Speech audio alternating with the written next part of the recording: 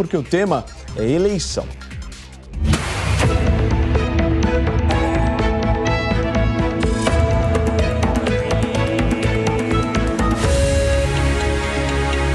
Eleições 2022. Lá vamos nós para mais pesquisas, porque há uma diferença em queda entre Bolsonaro e Lula em duas pesquisas de intenções de votos divulgadas hoje. Na primeira, o Eduardo Novak vai colocar na tela para a gente poder passar para vocês justamente as intenções de voto. Essa é a pesquisa, Edu, só me fala aqui no ponto qual pesquisa que é essa primeira. Genial Quest, perfeitamente. 42% para Lula, 34% para Bolsonaro, 7% Ciro Gomes, 4% Simone Tebet, 1% Luiz Felipe Dávila e Soraya Tronic, 6% estão indecisos e 5% optam ou para o branco ou para o nulo. Os demais candidatos nessa pesquisa não pontuaram. Esse levantamento que eu trago a vocês foi realizado presencialmente entre os dias 10 e 13 de setembro, com 2.000 eleitores na faixa etária de 16 ou mais. A margem de erro é de 2 pontos percentuais para mais ou para menos e o nível de confiabilidade, segundo o Instituto, é de 95%. Essa pesquisa, se você quiser mais informações, está registrada no site do TSE com o protocolo BR-03420/2022, certo? Nós temos uma outra simulação, inclusive, que mostra a queda na diferença de 10 para 8 pontos entre Bolsonaro e Lula em comparação com o levantamento anterior da Genial Quest. Numa outra pesquisa divulgada hoje pelo portal Poder 360, a distância é ainda menor, 43% para Lula, 37% para Bolsonaro, ou seja, estamos falando aí de 6 pontos de diferença. Luiz Inácio Lula da Silva se encontrou hoje com representantes de cooperativas de alimentos em um evento do MST na capital paulista. Durante o comício em Presidente Prudente, no interior do estado de São Paulo, o presidente Jair Bolsonaro declarou: "O Brasil não aceita ditadores. O Brasil luta e vai ter liberdade a qualquer preço." Essa afirmação, inclusive, vai nos levar à enquete de hoje no portal da Jovem Pan News, para você parar tudo o que você está fazendo agora e correr para o site da PAN, dar a sua opinião, porque aqui o que você fala conta e conta muito. Você acha que existe a possibilidade de um regime ditatorial se instalar no Brasil? De alguma forma existe isso? Nós estamos vivendo diante de um perigo, um risco aí a uma volta à ditadura aqui no Brasil. jovempan.com.br, vai lá no site da PAN, vota, participa. Ao longo do programa eu trago aqui o resultado parcial. Dados os recados, uma ótima tarde de quarta-feira ao nosso Rodrigo Constantino, Jorge Serrão por aqui, Cris Grêmio, Fábio Piperno, ótima tarde a vocês. Temos aí duas pesquisas, Serrão. Você quer começar a análise? Fica à vontade. Podemos começar. Saudações, meus amigos, meus amados haters, sempre com o meu ceticismo habitual sobre essas pesquisas.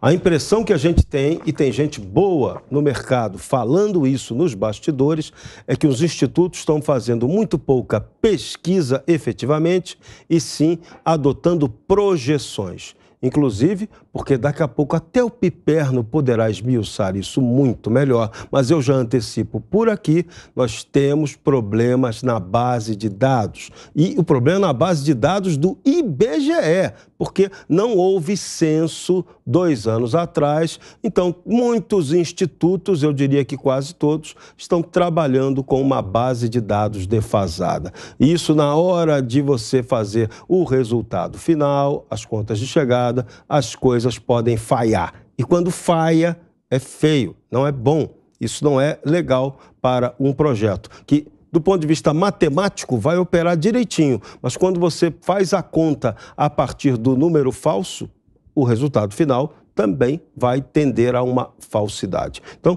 estamos aí de novo na guerra das pesquisas. Vamos aguardar efetivamente o resultado delas na hora do eleitorado votar. Mas qual é o problema?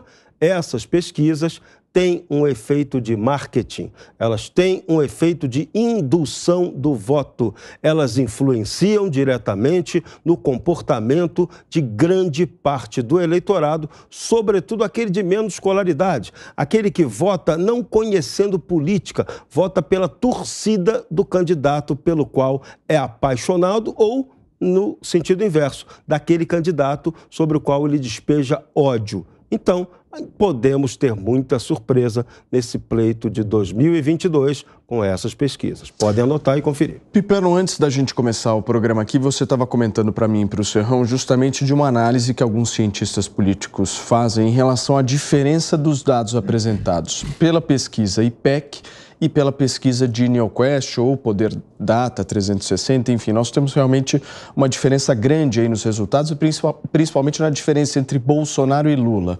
Qual que é o seu comentário a respeito disso? O que você traz aqui para o nosso debate?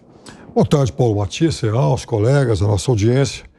Veja, eu tive uma conversa há uns 20 dias com um especialista em pesquisas e ele chamava atenção para um detalhe muito importante que foi hoje tema, inclusive, de debates, de textos, enfim, que acabaram sendo publicados em jornais, na internet e tal, pelo Lavareda, Carlos, que é um cientista político, um craque no tema, né?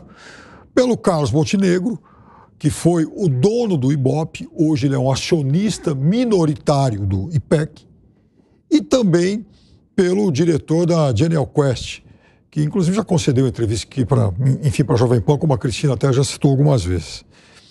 E, na verdade, o que eles deixam muito claro é que eles estão usando bases de dados diferentes. Por quê? Porque o Brasil não fez, então, um censo em 2020. Então, o que tem de amostragem em relação a isso? A saber o perfil da população brasileira, o perfil socioeconômico da população e, por tabela, do eleitor brasileiro. Você tem dados defasados, existe a PNAD, que é Pesquisa Nacional por Amostra de Domicílios, e você tem algumas outras estimativas que podem ou não trazer mais variações, porque, veja, há inclusive institutos que eles usam variações praticamente mensais dessa pirâmide socioeconômica. Por quê? Vejam, a gente tem noticiado aqui nos últimos tempos que em 2022 o desemprego no Brasil está caindo. Ora, quando o desemprego cai e mais gente passa a ter renda, obviamente essa pessoa provavelmente ela passa de uma classe econômica a outra. Então, às vezes, ela sai da base da pirâmide, ela está lá desempregada, e a base da pirâmide, que os institutos de pesquisa consideram é aquela faixa de até 2 salários mínimos. Então, parte desse público, a partir do momento que consegue emprego, ele tem uma ascensão. Ora, ele tendo essa ascensão, ele já não está mais lá embaixo, ou não está na faixa imediatamente anterior a esse novo ciclo de ocupação. Então, isso pode sim, de fato, ir mudando de mês para mês, a cada 2 meses. Se o desemprego cai, obviamente, essa pirâmide ela vai também sofrer modificações. E, por tabela, dados que esses institutos estão ocupando, dados que esses institutos estão buscando. E não há uma regra que obrigue, que determine que todos eles busquem os mesmos dados, até porque, como eu disse antes, não existe censo em 2020. Então, daí o fato de que há, sim, distorções. O que não há é variação, por exemplo, de quem é o líder, de quem é o vice-líder, terceiro, quarto. Isso até agora não mudou. Mas as diferenças entre eles têm sofrido, sim, algumas alterações. É interessante a gente discutir isso aqui. Eu vou pegar dados aqui das duas pesquisas só para a gente fazer uma comparação, porque o resultado é absolutamente diferente, né? No caso do IPEC, por exemplo, na última pesquisa, o Lula teve a sua vantagem ampliada sobre o Bolsonaro de 13 pontos para 15 pontos. E a GenialQuest de hoje mostra um cenário diferente, da diminuição da vantagem de Lula de 10 para 8 pontos. Como é que a gente pode explicar isso, Constantino? Boa tarde, Paulo. Boa tarde a todos. Pois é, né? Eu preparei até uma lista aqui para seguir. O Piperno já até ajudou o meu trabalho aí, porque era um dos pontos, né? Nós temos o fato, pesquisas com divergências gritantes. Aí nós temos que tentar buscar uma explicação. Primeira opção é um censo defasado, né? A base de dados equivocada. Segundo, quem paga? Follow the money, banqueiros, Rede Globo, são todos esses que querem a volta do ladrão cá entre nós. Aliás, tem circulado uma imagem de principais doadores de campanhas, dá uma olhada lá no PT, Você vai encontrar um certo banco lá, grandão, em peso. Metodologia obsoleta, ultrapassada para a era das redes sociais e tudo mais. Amostragem muito pequena. Entrevista presencial ou por telefone com 2.000 pessoas para um universo de 138 milhões de eleitores.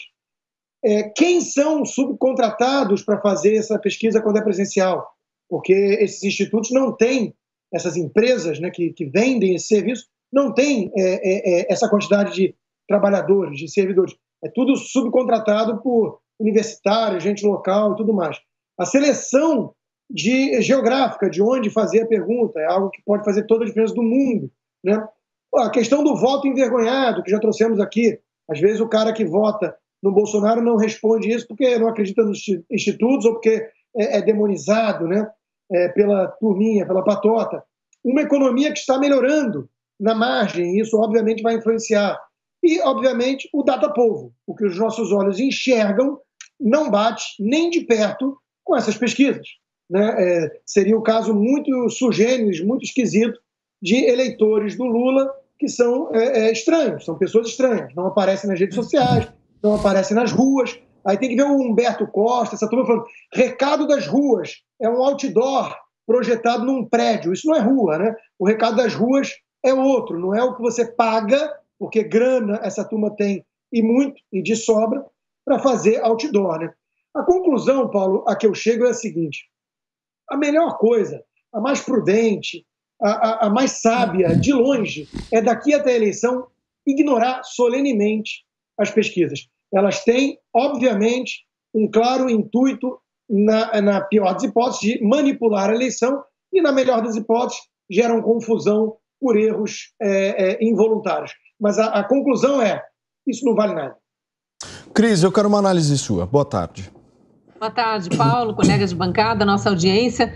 Na verdade, eu fico pensando aqui como eleitora, acho que além de tudo que já foi colocado aqui, talvez valesse a pena trazer a voz do eleitor e acredito que muita gente pense como eu. Eu nunca me guiei por pesquisa. Eu fico abismada com essas pessoas que acreditam que a pesquisa vai influenciar resultado ou ainda estão tentando pagar institutos de pesquisa, porque tem candidatos dizendo isso, né? Que instituto de pesquisa a gente compra. Então, pagar institutos de pesquisa para tentar manipular a opinião pública nesse momento da humanidade em que a opinião pública, que somos nós, temos acesso às fontes de informação mais variadas possíveis. A gente vê com os nossos olhos o que está acontecendo. Por exemplo, a gente vê o que acontece com o presidente Bolsonaro, onde quer que ele vá. A gente viu o que aconteceu no 7 de setembro pelas ruas do Brasil inteiro, não foi só Rio, São Paulo e Brasília. Eu exibi nos meus programas da Gazeta do Povo essa semana imagens que eu recebi de Salvador, de Florianópolis, de Vitória, aquela ponte que liga a ilha ao continente lotada, e várias e muitas mesmo cidades do interior,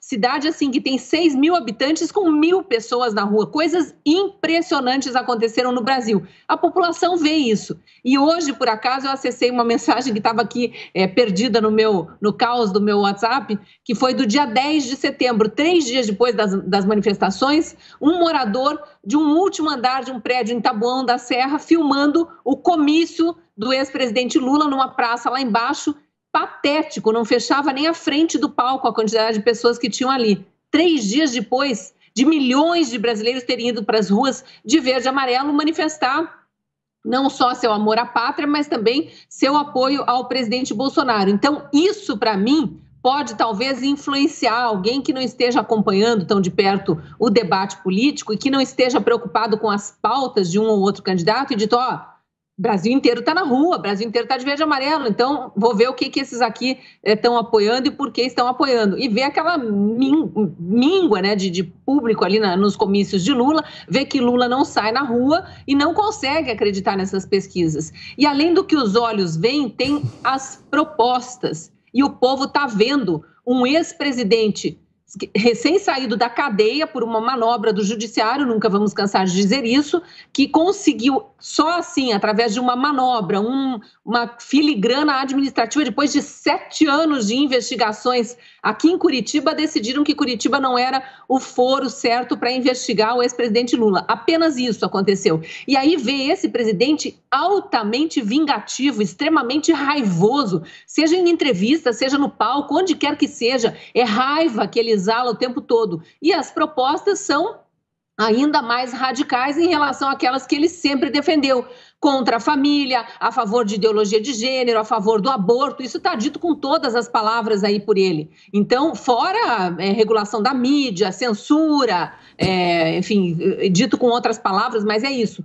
A população, em tese, defende a liberdade, pelo menos foi em peso às ruas para isso. E eu acho que é por aí que a população vai escolher seu candidato. Muito bem, Consta, eu não quero de maneira nenhuma provocar vocês, mas essa história de data-povo não é uma aberração estatística? Não, Paulo, você teria que argumentar que, olha só, nem todo mundo vai para a rua. Então, qual é a narrativa da oposição, da esquerda, diante dessa gritante diferença de presença de público, de apoiador nas ruas? Porque eu acho que esse fato não está em disputa. Acho que nem o Piperno, nem Vera Magalhães, sei lá, vai dizer que é pau a pau, que botam na rua a mesma quantidade. Nem o Danones teve coragem de ir tão longe. Então, qual é a narrativa? Todos os eleitores quase do Bolsonaro vão para a rua. São militantes, são aguerridos, são mobilizados, engajados, barulhentos. E quase todos os eleitores do Lula são discretos e odeiam ir para as ruas. Não vão para comício. Então, de novo, né? É óbvio que a percentagem de quem realmente se engaja, arregaça a manga e vai, que dá trabalho, pegar metrô cheio, tem trânsito, avenidas fechadas. Eu sei porque eu conheço muito a turma da Barra da Tijuca, né? E tiveram que mobilizar vans, ônibus, para ir em bando lá para Copacabana, né? E gera um certo transtorno. Então, é óbvio que não é todo mundo que vai votar no presidente que vai para a rua e não é todo mundo que vai votar no Lula que vai para a rua. Mas, Paulo, é o que nós temos para trabalhar de concreto.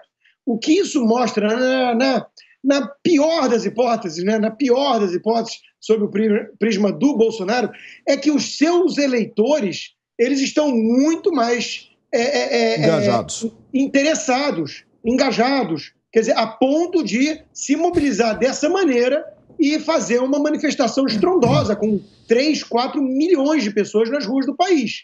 Isso no final de mandato. Um presidente que faz isso no final de mandato é um fenômeno que nós temos que reconhecer. E do outro lado, o desgaste, a postura, o body language, o Lula abatido, não é mais o mesmo, não consegue engajar ninguém, não tem mais tanto recurso de mortadela para comprar militância, né? Então, a verdade é que os eventos petistas são totalmente esvaziados. Não tem gente. Então, você tem que acreditar que os eleitores do Bolsonaro, todos eles são mega engajados, e os eleitores do Lula, todos eles são fantasmas, são discretos. São pessoas que ficam no conforto de suas casas, aguardando só o dia da eleição. Isso é uma narrativa estranha, né, Paulo? Então, assim, o data-povo, ele é o termômetro. E vamos lembrar o que diziam essas mesmas pessoas no passado. O político só tem medo de rua. Não era Ulisses Guimarães que falava isso? Ulisses Guimarães virou bolsonarista pós-morte. Então, assim, rua é um termômetro. Colocar gente nas ruas, mobilizar a ponto de gerar esse nível de engajamento e a turma se deslocar para ir para as ruas, não é fácil. Não é fácil fazer isso. Então, é óbvio que é um recorte de algo muito maior. Algo muito maior. E aí vem outra coisa das pesquisas, né, Paulo? As pesquisas de aprovação e rejeição do governo não batem com essas pesquisas de intenção de voto. Entre ótimo, bom e regular, o Bolsonaro tem mais da metade. Como é que tem uma rejeição de 50% ou mais? O cara que acha o governo regular, todo mundo que acha o governo regular do Bolsonaro não pretende votar nele.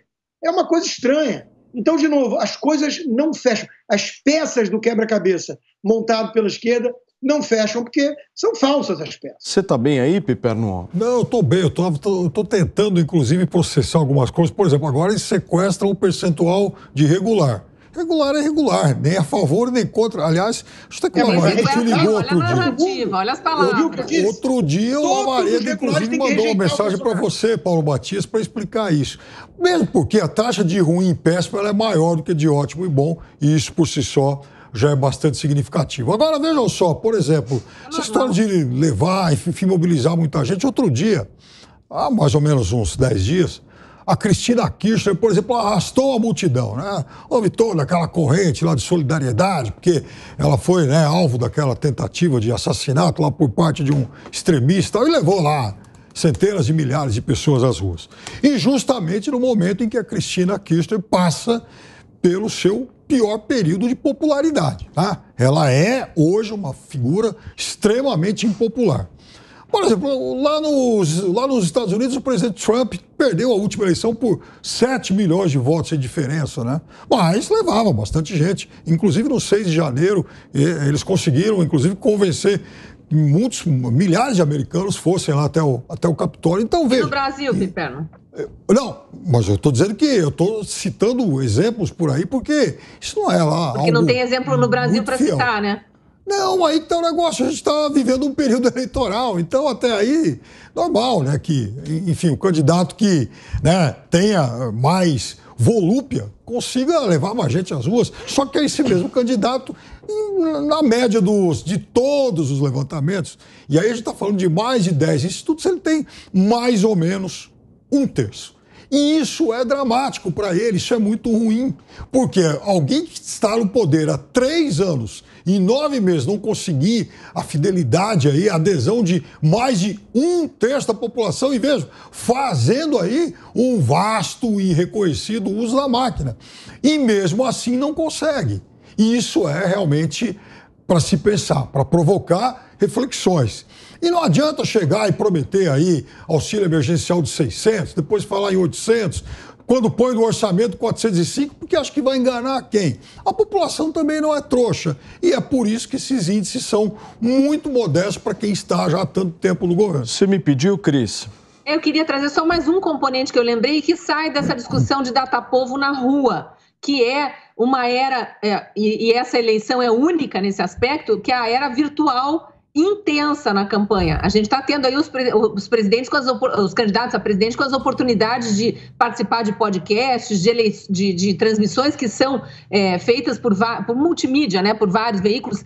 E o que explica, Piperno, o fato de o presidente da República, do candidato à reeleição, ter 1 milhão, 2 milhões de views em menos de 24 horas e o outro precisar de uma semana para ter 100, 200 mil views? Então, aquele povo acomodado, envergonhado, que não vai para a rua, não responde pesquisa ou responde errado, no cantinho do seu lar, com o seu celular, também tem vergonha de acessar?